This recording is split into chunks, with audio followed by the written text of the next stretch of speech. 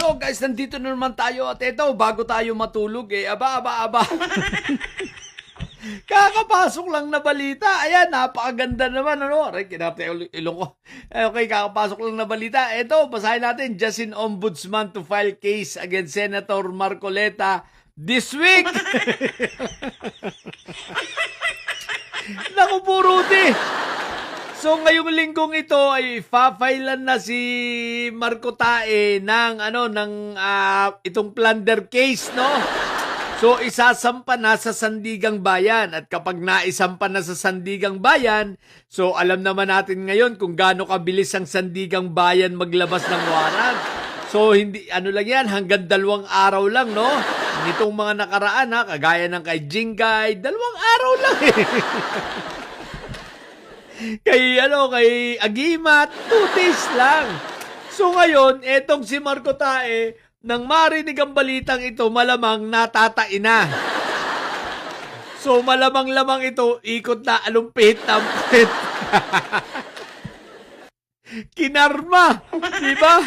Kinarma yung niyayabangan niya dati na niyayabangan niya dati si Ombudsman nung nasa DOJ pa lang, di ba? Ang yabang-yabang niya nun sa Blue Ribbon Committee hearing. Tingnan natin ngayon kung kanino kung kanino ang huling halakak. So ngayon, kaya naku po, Rudy. Kung ang itsura nito ang pangit na aso na nitong ni Marco Tae, ano pa kaya itsura lalo nito ngayon? Tingnan natin to para ito, ini-imagine ko pag ito ay napusasa na, yung nakakatuwa ang itsura nito na parang basang sisiw. Na akala mo yung napaka-amo, napakabait, pero kahit anong gawin mo, yung muka, itsura ang pangit pa rin. Nako, Rudy, dito natin ngayon makikita, yung mga INC na nagsasabing subukang hulihin si Marco Tae, ha? Eto ang challenge namin sa inyo. Sige nga! Pag nilabasan nga ng warrant si Marco Tae, iligtas nyo nga. Huwag nyo ngang ipahuli. Subukan nyo nga. Tingnan nga natin yung matitikas dyan ng mga INC mayayabang na nag-post-post na sabi nila subukan daw. Pues ngayon, masusubukan. Tingnan natin ang tigas ninyo, ha? Tingnan natin kung kaya nyo talagang iligtas si Marco Tae at kaya nyo hindi ipahuli, ha? Alam nyo, ang pag-asa lang nito ni Marco Tae na hindi mahuli ang lumabas ng Pilipinas at tumakas. Magtago. Pero kung kung itatago ninyo, tingnan natin. At tingnan din natin kung may paninindigan ito si Marco Tae na sinabi niya, susuko siya pag siya ay nilabasan ng warrant. So dito natin makikita, ha?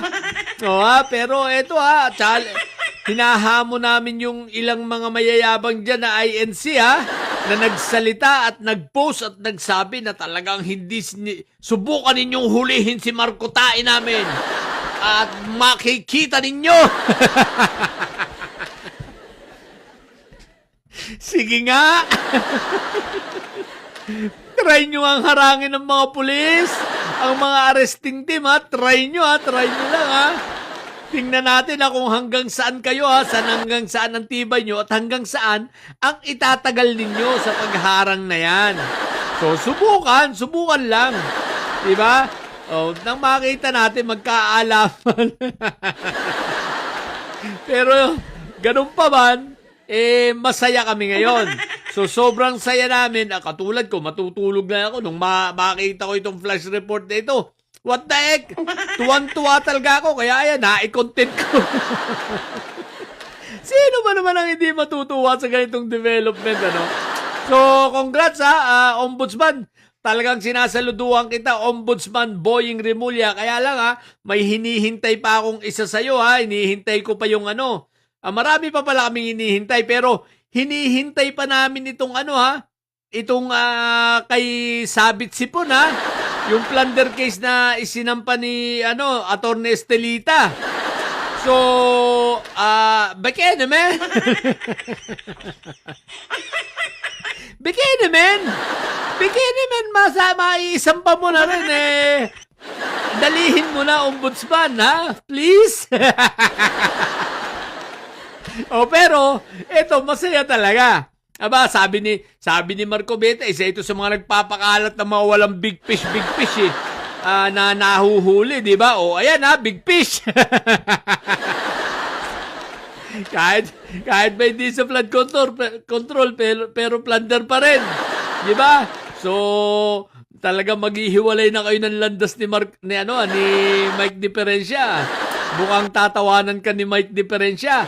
Sasabihin ni Mike Diferencia, dadamay-damay mo ko, di mauuna ka. Ay, teka lang. Di ba kasama rin si Mike Diferencia sa parang kinasuhan dito? O ano? Di ba parang kasama rin si Mike Diferencia? Teka nga, alamin ko nga, i-research ko. Alam ko kasama rin siya sa kakasuhan eh. Hindi ko lang alam, baka hindi plunder ang kaso niya. Parang plunder din eh. Tatlo sila. Oo nga pala, no? So, alamin ko nga, i-research natin, ha? Alamin ko ulit. Pero sa ngayon, ito pa lang, ang masaya. So, kasi hindi mo naman pwedeng isampahan sa pwede ba? Sa Sandigan Bayan din ba? Alamin ko guys ha. Kasi alam ko dapat tatlo silang kinasuhan dito ha. So ibig sabihin, kasama si Mike Diferencia. Ano ba yan? Ang gulo na sa dami ng mga kaso nito mga to.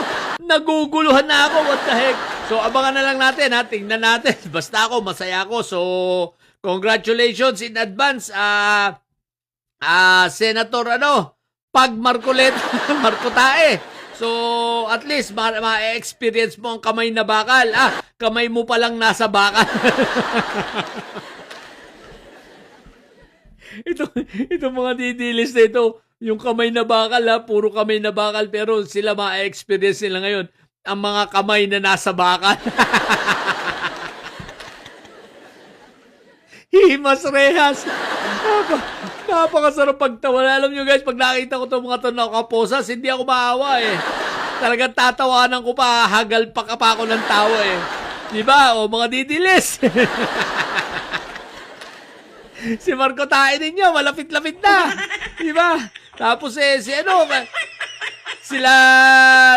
Kambing Nana, si Auntie Petra, may mga kaso na rin. Ito mga didilis ito talaga. Puro kaso ng kinaharap. What the heck? Wala na.